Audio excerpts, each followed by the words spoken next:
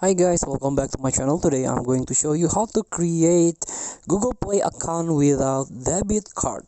So if you are often top up your game with your credit card, you can do it without it.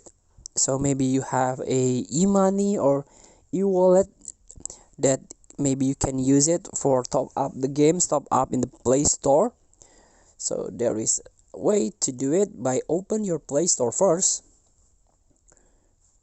and go to the settings by tap on your profile picture and go to the payment and subscriptions. So this is the payment methods. You can tap it. So in this payment method you can pay with a e-wallet. As you can see, you can add your credit or debit card as your default. Add 3 billings, add a, this is the Shopee Pay, Dana Doku. This is like e-wallet or e-merchant that I'm used in my country. Or you can go with more payment setting here. There is more option to do it.